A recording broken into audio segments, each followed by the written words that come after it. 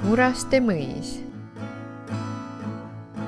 Muraste küla eksisteeris keskaegsete leidude põhjal juba 1000 aastat tagasi.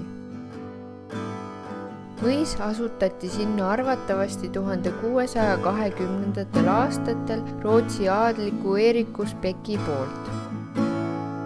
Järgneva paarisaja aasta jooksul vahetas mõis omanikke liigagi tihti, mis takistas hästi majandava keskuse väljakujunemist.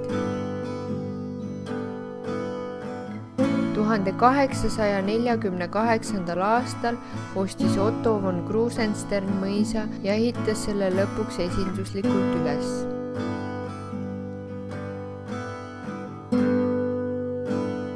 Tema käe all valmis 3 aastat hiljem praegugi säilinud neorenessanss stiilis härraste maja.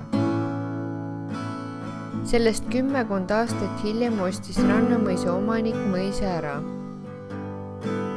Sellest sai tema mitteametlik peamõis ja Rannamõis muutus sisuliselt kõrvalmõisaks. Peahoone juures paiknes avarpark, mille tegid omapäraseks paljud kanalid ja neid ületavad sillad.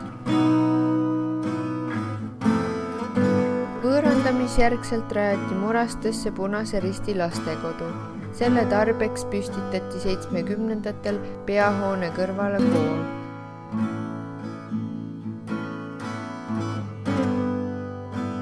Taasiseseisvumise järgselt tagastati mõis Punasele Ristile. Haldamise keerukuse tõttu müüdi kompleks aga varsti tolleaegsele Paldiski linna peale. 2001. aasta tulekahju hävitas suurema osa peahoonest, peale mida on see seisnud varena.